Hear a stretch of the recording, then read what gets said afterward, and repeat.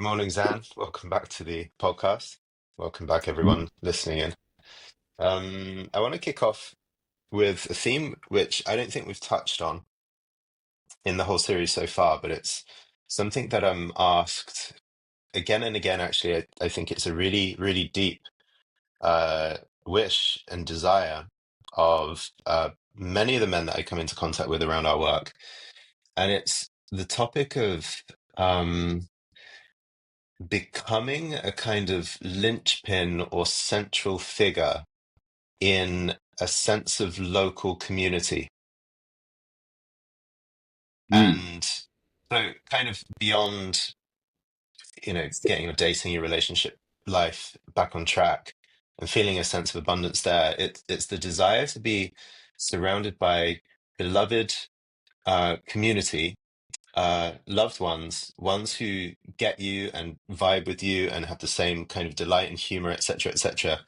People you can really be yourself with. But beyond the intimate relationship, it's like, birthdays and Christmas and celebrations and festivals, the people that you do life with. And I I know for many, many years you had this dream of Kaza Marata, which is this, as you put it, was or is a place on earth where people gather around collective themes and aspirations of beauty and celebration and a real invitational way of being, kind of like a um, don't want to say sacred space or a sublime space because there's so much more fun and humor and mischief and robustness to it than everyone comes in and is on their best sublime behavior, right? It's much more rambunctious than I remember of that, but still there's a real beautiful community. And the question that I'm asked many times is, how can I get a feeling of that back home where I feel it doesn't exist? How can I start to cultivate beyond my relationship a community like this? The the summarizing the whole thing, which I think I did very roundly, to summarize it all, the question is, how can I create this space of beloved community, Kaza Marata, um, around me in the place that I live, and have a life where I'm the central linchpin of a beautiful, meaningful community of people. Well, there's the need in us to gather, which is why we do our salons, etc. Because we can do all kinds of things online through Zoom, like you and I are doing, but it pales in comparison to the camaraderie of coming together. Now, I just talked to a guy yesterday who said that he doesn't any longer, but for years he was dedicated to the Warhammer universe, which is a tabletop gaming type of mythological thing. And he said he doesn't do it anymore for a couple of years. And I said, "Do you miss it?" He said what he misses is the his friend group coming together, trash talking, having some pizza, and just he really, really misses the fellowship of it. So fellowship is what I would use the word fellowship. That's what we're starving for in this uh, linked online age. Now, so there's that fundamental need, and then you're asking about how do you create that as a more um, consciously created space that you culture, you nurture into a place where people are wanting to come to, right? Like the Casamrata idea. That was a, and I tell you, for years I had this idea of Casamrata as this collective um, community space, not community, but a co-created home, I guess you could say, Mm. of living together with beautiful women around, with great conversation around. That it's an elevated space that you want to be part of. And I tried variations of that over the years in different cities of the world. And I got the idea in South Africa, actually, years ago. I stayed there with a friend of mine from Vancouver who was my partner at the time, and my host who was American but lived in South Africa, and we had a Peruvian shaman that was also happened to be there with his wife, visiting, and us four or five, six people in that home uh, would walk the beach. We'd gather, we'd sit together in the evening, we'd eat together, and it really became a real noble place of being. And we felt like every day was just sparking with ideas, and there was a great community. So I thought recreate that as a Casa Marata and have people come and be resident for a portion of time. Jordan is writing his book, and so come spend 6 weeks in the space. We tried variations of that. I even bought a 50% in a hostel in Romania because I wanted to have a space that had rooms and etc. And that kind of fell apart. It's another story. Um, Lost that enterprise. But the idea was we wanted a place where some Amorati lone wolf wayfarer could be wandering through the city, and he's got a place. Here's the inn of us. Here's the inn. Put your horse over here, and we'll feed and water it, and here's a bowl of gruel, and you join in the conversation in the community space, and it never really materialized. Mhm. And now I'm in my studio. I have my beautiful apartment with Deanna, and I'm in my studio, which is a short walk away, which is it's smallish, but it's got all my books, got my guitars, it's got my rocket chair, it's got this podcast set up, and we still so Casa Marata experience or Casa Marata never really kind of came to fruition. We tried it for a year here, a year there. We did it in Romania. I remember when you first came involved 15 years ago with Ars Amorata, you kind of came along and moved in Yeah. for a period of time to Casa Marata, right? So we tried it, and yeah, now and then for years we had gatherings in the same space that I'm in now. We would have in our home 2 nights a week at least, 6 or 7 or 8 or 10 people, or we'd go out to Van Gogh restaurant here in Romania, or in some of these other community or restaurants or lounges. We'd all say, okay, we're going to go there on Thursday night, and this friend group would all the same group of people with some various variations on the edges of that group. People coming in and out of the city, we would gather together, and we did it for years and years and years. So we had quite a social setup, quite a social, like an enviable social gathering and group. Now, people say, "Are you an extrovert or an introvert?" And I don't know, because I can sit for 3 days in my rocking chair and stare out the window, and I'm in my glory.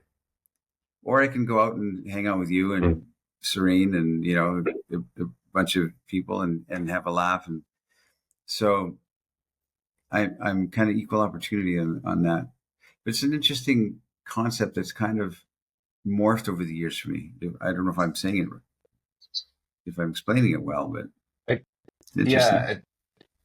yeah, there's a few threads that came up in the midst of what you're saying, because I was quite surprised to hear that you felt that it never really materialized, perhaps in the way that you had envisioned it. And let's get back to that after, but I think it's important to draw out what it has been, because I think it has been very enviable.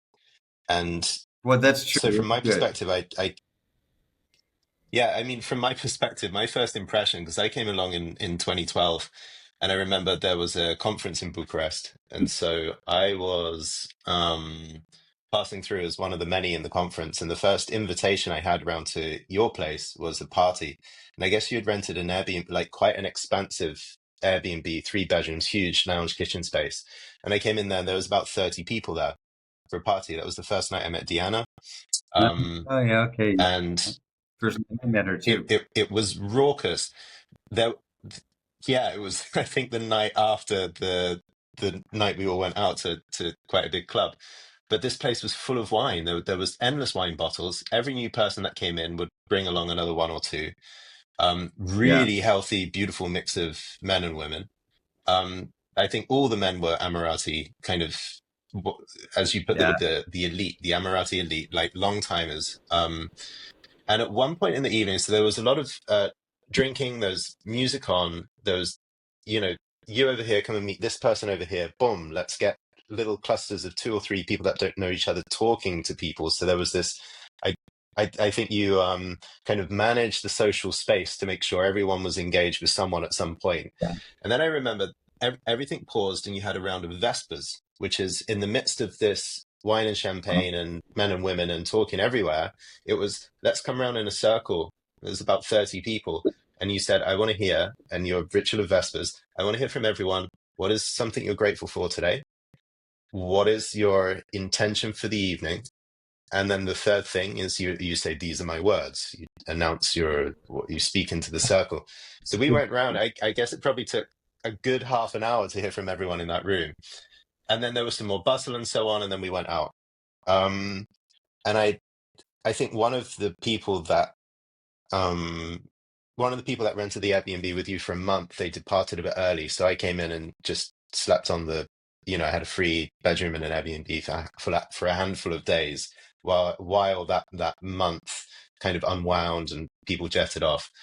And then the next year I came back and you called me and you said, look, I've got a lot of projects and I'm coming back to Romania. I really want to make a start on this.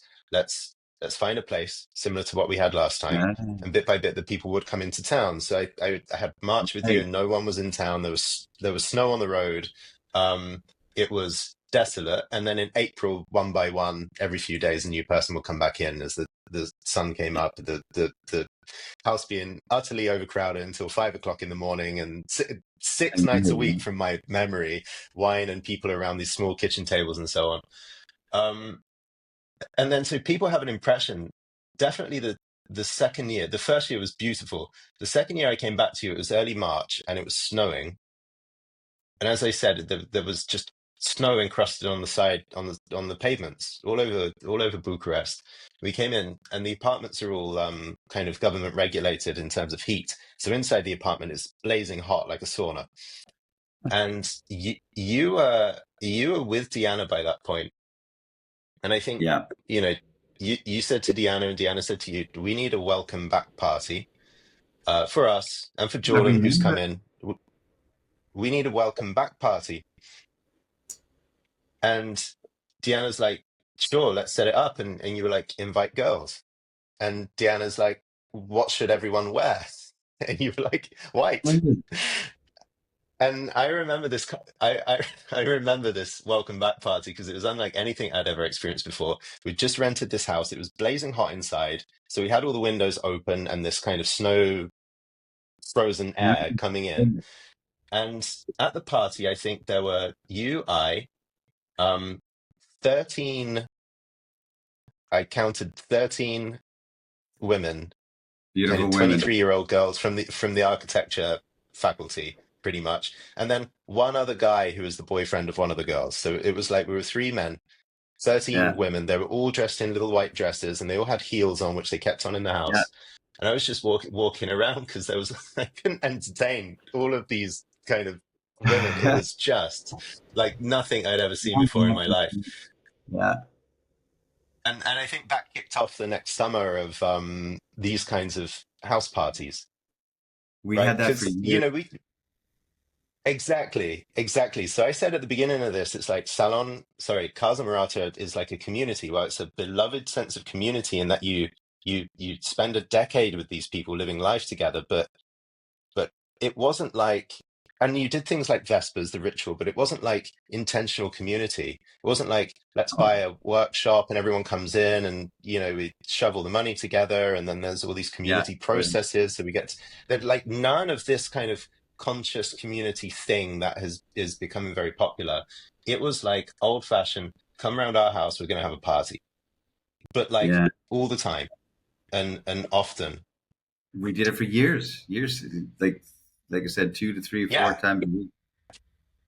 I mean, You five, know, six, from my memory, there was always, "Are you going to Zan's tonight?" And I'm like, "There's something on at Zan's." Yeah, like these 10 people are coming round. Boom. wow, there's always something happening in my space, right?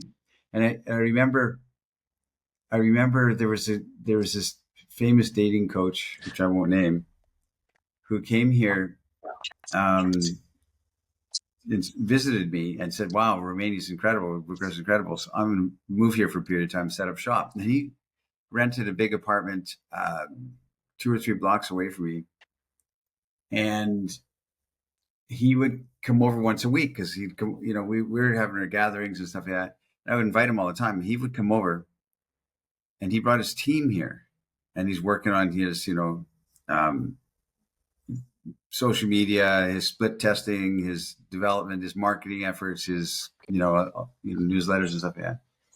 And he would come over to my space, and he would pull me aside and say, "I don't know how you do it, man. It's like I want to do what you do." And I said, "Well, what am I doing?"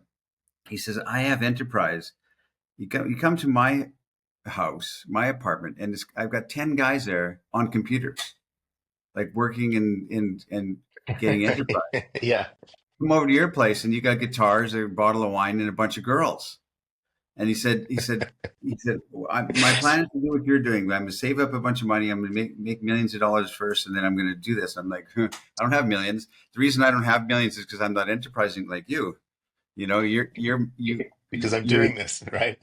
you're doing business and stuff, and I'm sitting there playing guitars and looking out the window and having fun and having a laugh with girls. That's why I'm not driven toward that. So it's so interesting, and that's true.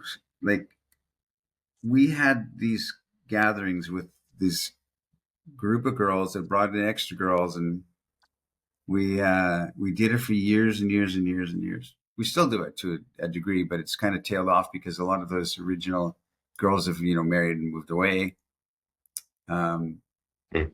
and I've been concentrating on really doing some writing and heads down. But wow, we for years we had it. I guess we did have a Casa Marata, even though it wasn't lived in community. There's a movie called Sirens with Hugh Grant. I think it Mm. was Hugh Grant. And it was about a true story of this millionaire in Australia who created a big home, and he brought these models into it, these girls, because he wanted to have girls around him, right? And so he created this, and all the foibles and all the ups and downs and misunderstandings that entails. And I remember thinking, yeah, I want something like that too. Zan's home for wayward girls. It was always my plan. Yeah. That's funny, man. And it was, I mean, at some point we'll come into the foibles and the ups and downs, because what I saw in those days was you having at times you could be really severe with your management of how to keep a beautiful vibe in this house so it doesn't descend into the rivalries and the dramas that are prone to be in a space like this. But I think, one of the important things to say, because I know a lot of really well-meaning guys that we've had come through over the years, they want to create a sense of community as well. But almost in every single occasion, it ends up being bro house, frat Yeah, house, kind crashing of, on the the noodles and the protein shakes and bright lights everywhere, and everyone's on the laptop, as you say. You might have one or two women come in from time to someone's got a date, and the girl comes round, and it's like she feels an alien because she's walked into the frat house, and therefore that feminine element doesn't stay. Thank And I think goodness. what was different about yours was no matter how many men came around, and you would have poker nights, right? It's like Yeah, six, seven, yeah. eight guys, everyone playing poker until 3 or 4 in the morning or something like that. But there was always a way that the laptops were nowhere to be seen. The lights were dimmed. The table was full of wine.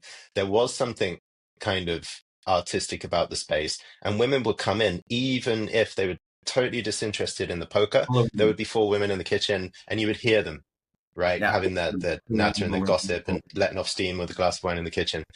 So, Wow. I mean, this is a series in and of itself, but I guess the first question a lot of men will be asking is, how do I create a sense of community that is beloved to me, that extends beyond my personal growth, interested bro circle, and has something that's more poetic, We feminine had infused, artful.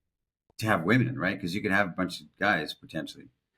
Um, Yeah. we first started this after I came back from Africa, South Africa, and had this idea. And I was working at the time with Hans Komain, and we were in Montreal, and we set up rented a space. We had these girls come in and kind of half live there with us, et cetera, et cetera. And we're broke and we're just freewheeling. And I remember we would write on the walls with these markers, just some kind of like a free art community sort of thing. And Hans and I banged out the 4 agreements of Casa Marata back then. And the 4 agreements were that everybody that comes into space has to agree to this. And the 4 agreements of Casa Marata back then, that's 20 years ago almost. Number 1 is ease and delight. Number 2 was beauty and order. Number 3 was curiosity and empathy. And number 4 was invitations only. So that was our ethos of the space. If you brought a gift into the space, it had to be ephemeral. It had to be something that doesn't last, like flowers or a bottle of wine, something that is used up or consumed or does not, because we're living in the wind. So don't bring us a book because we have no place to put it. It was Hemingway's Moving Feast. We're going to pick up this caravan and move it and put it somewhere else. We did that for years. We did Austin, Texas, Panama. We moved it around, and we had these 4 agreements. Ease and delight was the number 1, which is the whole space has to feel like it's got delight and the celebratory feel. The second one was beauty and order. It had to look like had to have harmony and not chaos and not dirty socks laying around and some guys uneaten ramen noodles laying around. Beauty and order, and then curiosity and empathy had to be a place of wonder, and conversation had to have curiosity and empathy from around it. And the last one was the invitations only. You're invited into the space as long as you agree to these agreements, and that's it. Otherwise we'll kick you out. So that's interesting. We had that. It was immovable back then, and we moved it all around until it ended up being in Romania. And then Hans went his own way. You came into the picture. And yeah, I guess so. For 20 years, I've had a real female surrounded social space. And I have not been enterprising. Ours Amorata is a well-known brand. I get recognized if I walk around sometimes, not always. But it's well enough known that people say, "Oh, I've heard of this, or I know about this, or I understand this, right?" Or you were in the book, The Game. I read that. And I could have turned it into a multi-million-dollar enterprise if I had enterprise in my soul. But I've had this celebratory gathering feel all these years, as you know. So interesting, man. You brought back a bunch of memories. I mean, We still that's have salons, until recently. Every Tuesday, I would have a salon Amorata in Bucharest, where whoever's in town, and I'd have 7, 8, 9, 10 guys. A few girls would show up, and let's break bread together, have some conversation, have a theme. I did it every Tuesday for a couple of years. I haven't done it because this last year I've been traveling a lot in Canada, London, Cambridge, and stuff like that, as you know. So interesting how things evolve, huh? Man, we were young and crazy. You just said something that hits really hard, which is you could have scaled the enterprise into something enormous. Yeah, I could have had Sat coaches. there Not, with yeah, the frat bro house, everyone on laptops, 7 days a week type thing. But you've chosen to wield your lifestyle and your brand in such a way that you fill your home with a real vibrant sense of community and the feminine spirit. and And music. this strikes me as, yeah, it strikes me that you're someone who crawled out of the 1920s rather than the 2000s where everyone is monetizing and optimizing their life and their culture for the highest possible bang for their buck. And it's to think that there is someone really living. And I mean, you say things like the gypsy caravan, and you Yeah. talk about this pirate gypsy archetype. I mean, they're true. It's not a glib thing. This was a gypsy caravan that Well, found its yeah. space of arrival, and the living quality of it was something from long before the digital age, I would say. Yeah. Yeah. The first years I didn't have a phone. I Yeah. I had a young gentleman from California who was quietly following around with us, and I would lean onto his flip phone. He would share his phone with me, and I would borrow his phone when I needed to text somebody or whatever. Man, that was we had nothing, you know. We had one carry-on bag, one pair of shoes, and we'd hit the road, wandered all over the earth, and we'd just pick up our caravan, and here we are for 3 months in another place. And we met, we did in Poland, we were everywhere, you know, and and I just yeah, you're bringing back all these memories. So interesting how it's evolved and changed. But you're right, we've essentially lived it. I mean, I wasn't enterprising. I was essentially retired for the last 20 years. Um, Mm. was dabbling with my programs and stuff like that. But man, surrounded by this incredible sense of abundance of women that we had around us all the time. Like that dating coach said, man, like I don't know how you do it. He says my house is full of guys split testing ads, and you're sitting here with a bunch of women around you. You and two guys and 9 women, like you said. We had that white party that when Yeah. you came back, I said to the girls, let's throw them a party, bring some girls. And I remember they all dressed in white. Yeah. First time I met Alina. Yeah, I remember. But they were, you Yeah. know, incredible, man. So Wow. obviously, I've lived, huh? if you choose a place like Bucharest, like I commit a decade to this one city, it gives you so much time to devote to this and set it up, right? Like you can build your network, build your um, network of women, network of men, Yeah. the story around it, the sense of myth that the house builds its sense of gravity. But even when we were in, let's say, Vegas for a month, Yeah. We were in in Vegas too. 2012, and the other places that you stopped in, you still had within a month, within a week, the same kind of vibe and balance of men and women in the space. It wasn't like, oh, let's get this thing in Bucharest going. Maybe after 3 or 6 months, we'll start to see the returns on women coming around to our parties that we want to see. It was like, Yeah. no, right from the get-go, within a week, you'd stick the invitations out there and it would already be filled with this bohemian energy. So Yeah. what I'll say actually is this, I can feel this whole subject is so vast, and some listeners might want some version of this really strongly, that probably we should develop the same theme over, let's say, the next 2 or 3 episodes as well, and read some of the comments and the questions and let that shape where we Okay. go.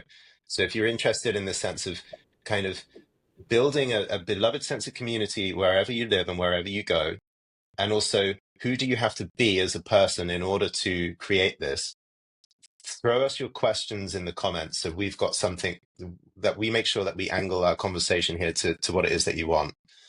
But I think the core question is, because we could get into the tactics and how to host and hold this kind of community, but the question at the center of it is who who do you need to be right in the core of it so that you create this kind of community that has been so life-giving and rich, rather than a community that doesn't have this aliveness. You know, like you say, you have the people, the vibe, the spirit, the the sharing, the music, the poetry in your place. How do you, who do you have to be as a person in order to get people to say yes to your invitations, to have the women come and come back again and again for years, For years. and and right, because And you still. know there's And the amount of times you've introduced me to someone, and it's like, oh, this crazy girl we met in this club, and she's been coming around here for the last 5 years.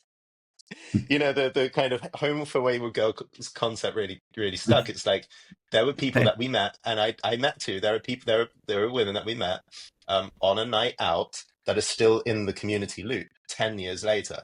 Yeah, I'm not that's kidding. right. Yeah, it's the Catalina, for girl you. example, who I see every year, met her in 2013. She's we met her on the street sitting in an outdoor table. I remember. I think so, right? It was. She reminds me. I can't remember. Anyway, but yeah, it's like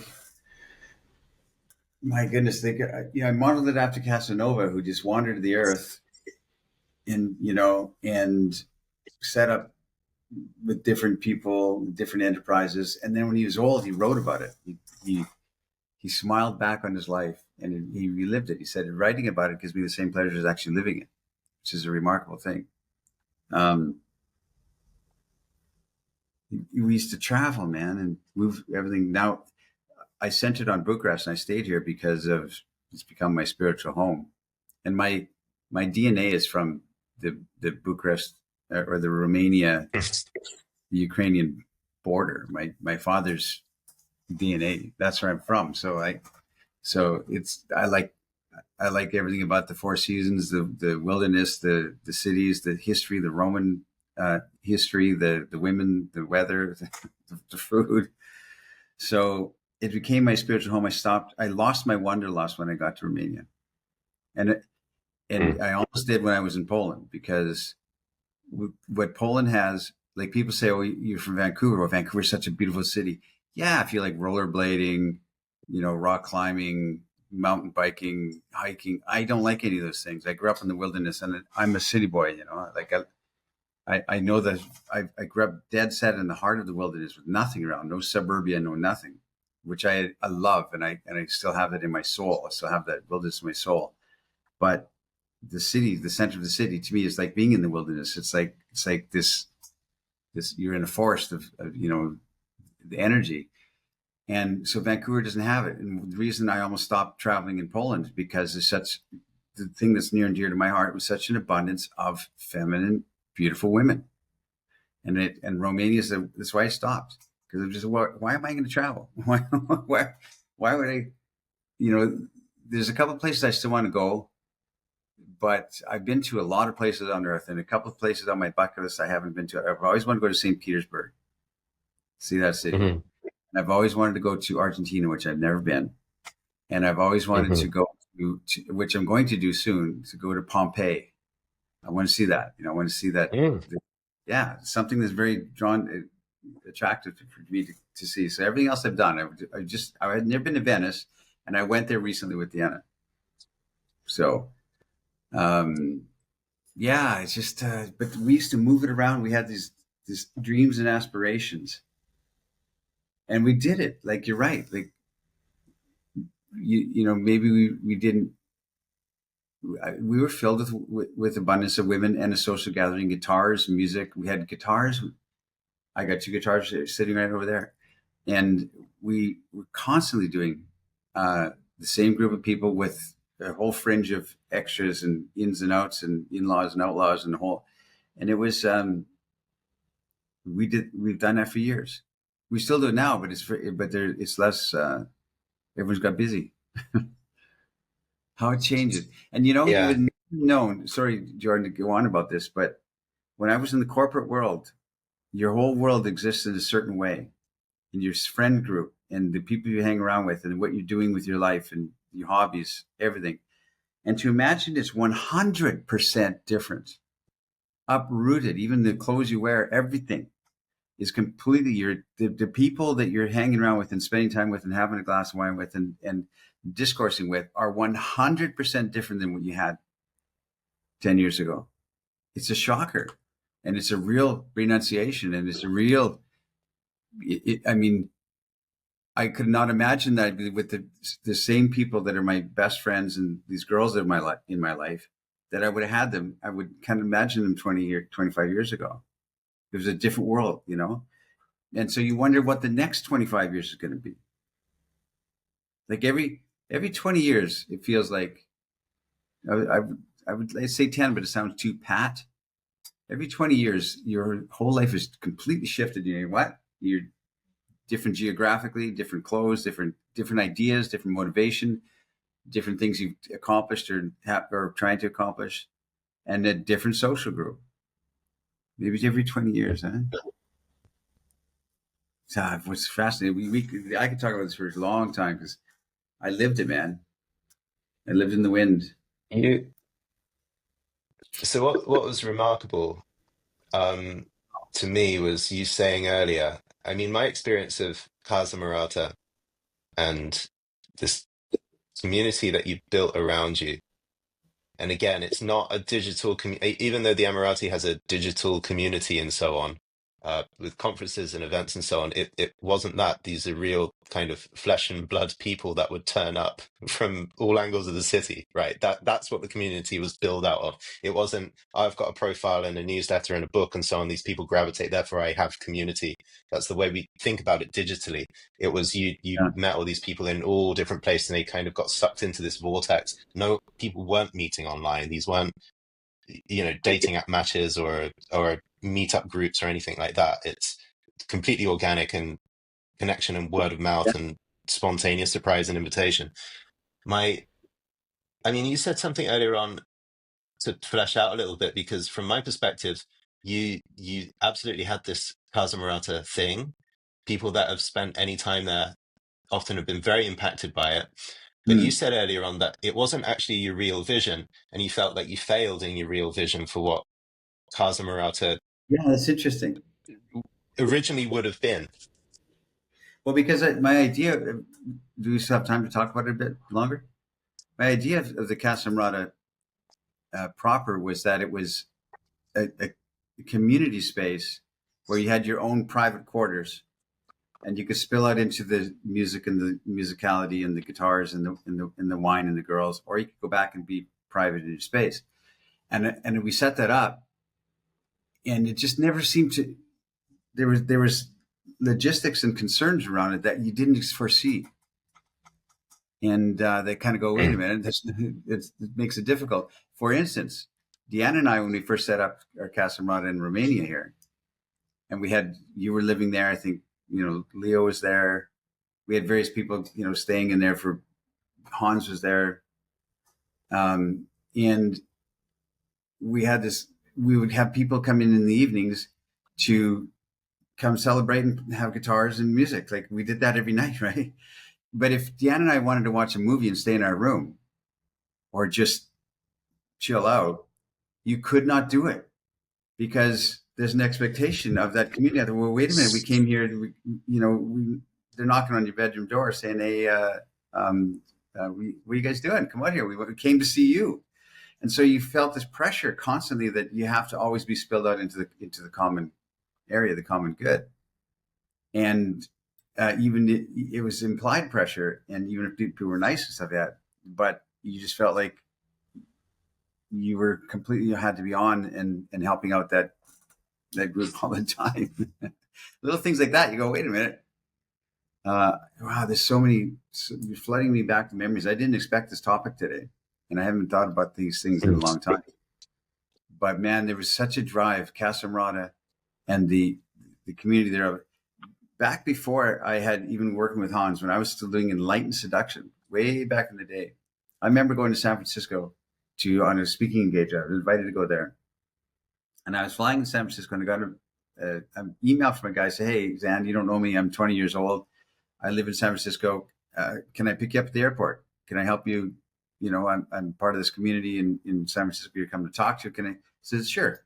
So this guy picks me up in his car, young, cool guy, and he drove me around that weekend, and just was kind of like my aide de camp and just hanging around. Nice guy. The next time I went to San Francisco, 3 weeks later, I had to go back again. He picked me up again. And then I had to go to Los Angeles or San Diego. San Diego, I had to go to San Diego. And he said, okay, what time are you arriving in San Diego? We had this kind of fellowship and camaraderie going on. I said, well, I'm arriving at 8 p.m. On Monday night. He said, okay, I'll pick you up. I said, what do you mean pick you up? I'll be there. And there he was at the airport in San Diego.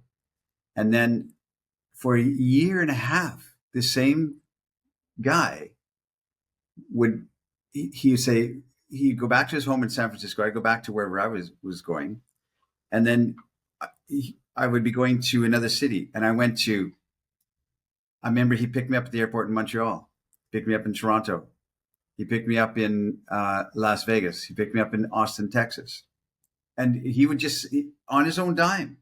He would just say, "Okay, when are you going to Texas? Okay, I'll be there." And he would pick me up.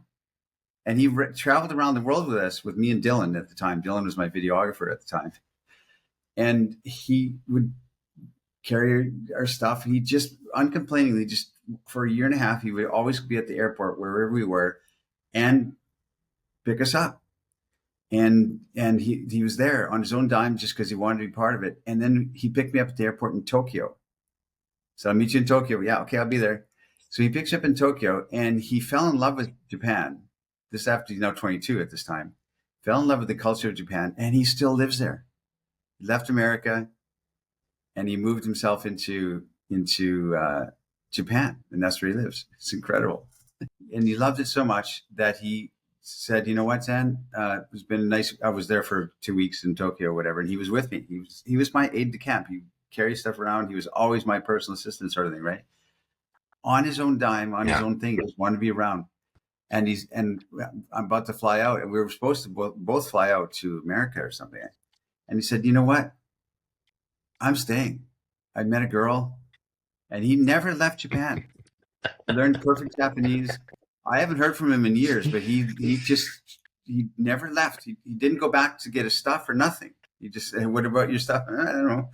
And he just never left Japan. He figured it out somehow, and he still lives there today, 20 years later.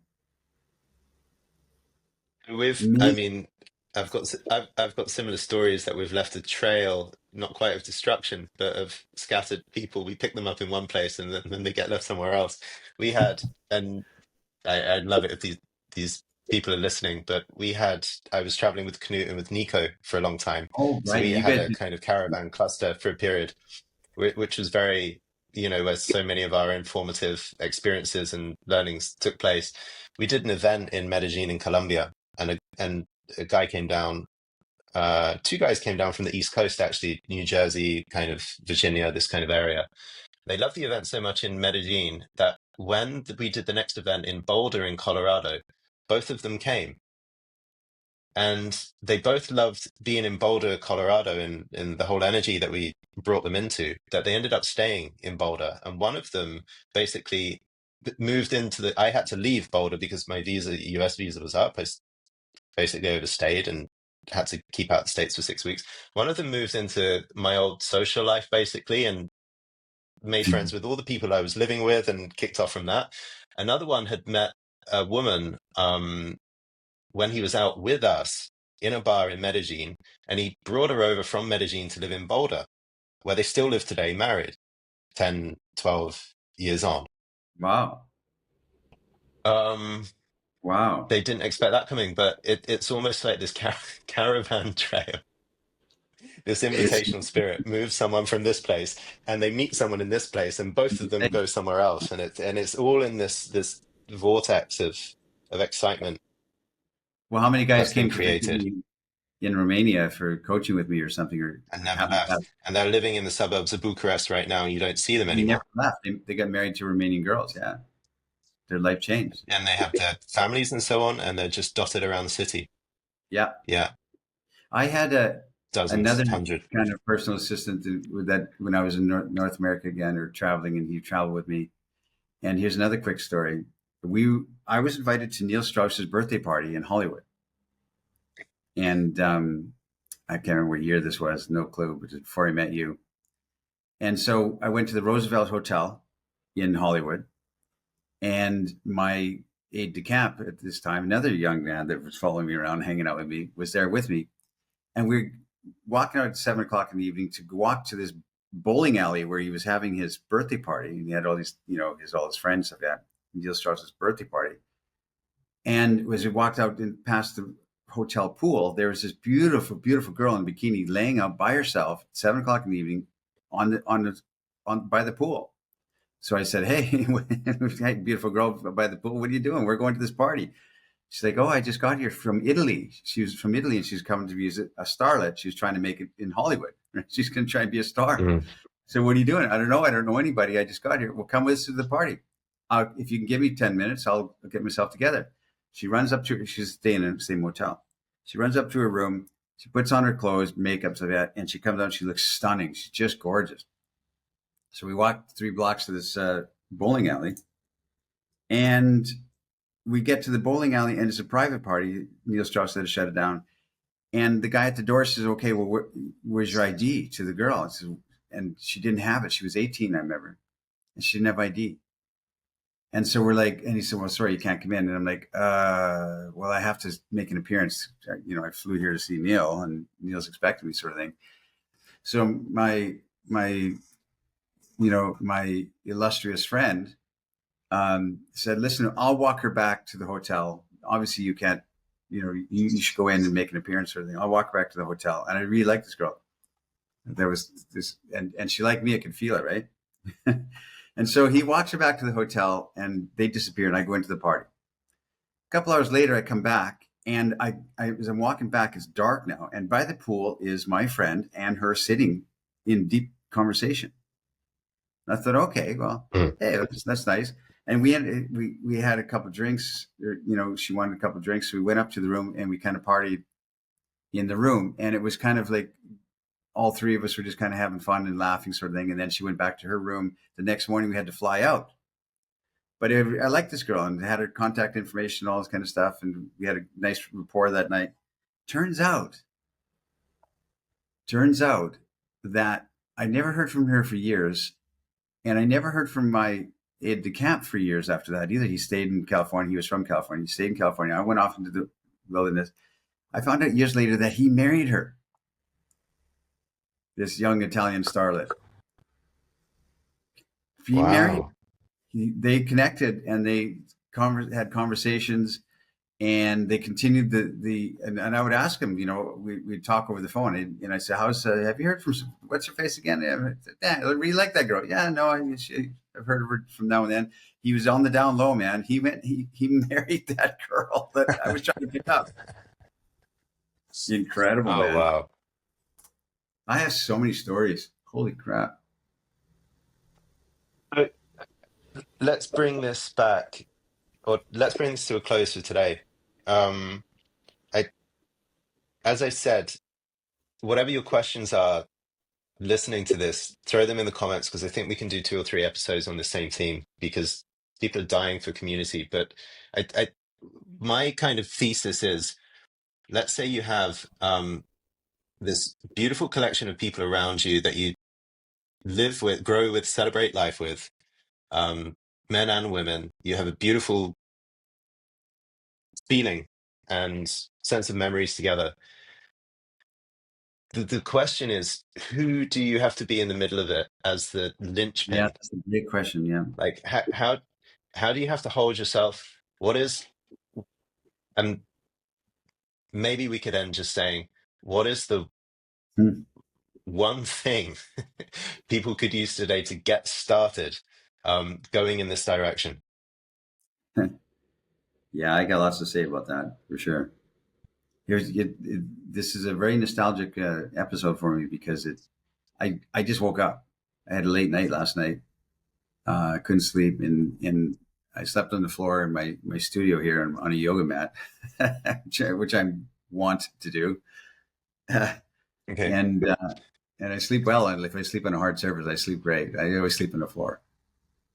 It's another quirk of mine or foible of mine. I sleep on the floor with no pillow. Like a yoga mat is all I need. That's good. Like perfect. I'm good. And it was warm out, so I didn't even cover myself with anything. I just laid there on the yoga mat in my underwear and went to sleep. It's perfect. No pillow, and I'm fine.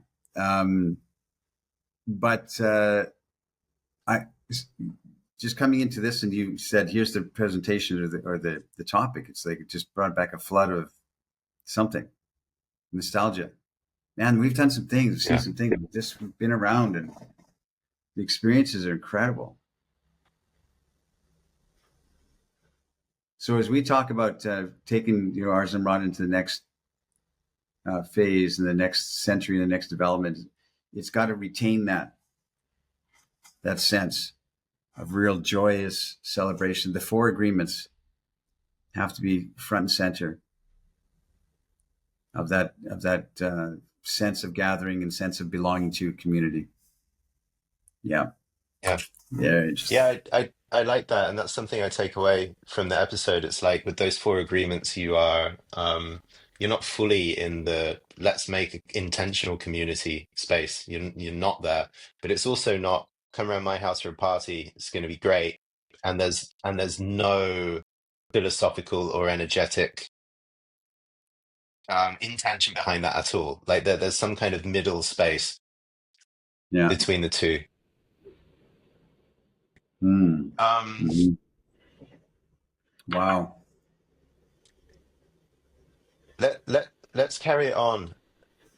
But where this came from for me is, as you say, the size of your life is determined by the size of your questions. And one question that so many men have had over the years coming to our work is how can I be more magnetic to women so that I can have a woman or some abundance with women, etc.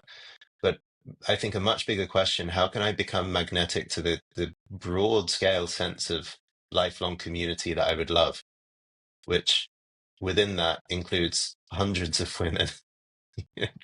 Take your pick, but the sense of a life lived and shared, which I feel is a much more upstream question to be asking. So Yep. that's my invitation for our viewers and our community Yeah. to really I'd sit in like to see this the comments this on theme. this. I'd like to hear the thoughts and comments and expression of it because it's really interesting and it's intriguing and everybody wishes like they say, well, when I retire, I'm going to do what you're doing.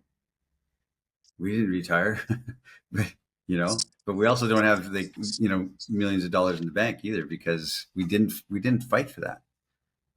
We fought for like the Yeah. freedom of celebration, the life of celebration. Yeah.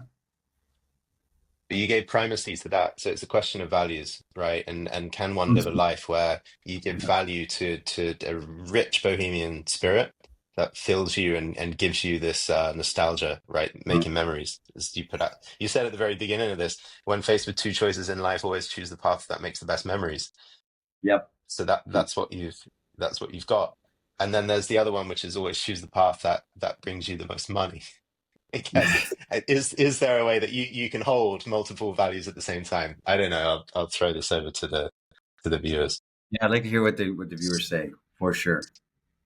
Yeah. This is interesting. Wow. All right. Well, thanks, Zan, for the episode. Thanks for tuning Okay. in. We'll continue next time. Yeah. All right.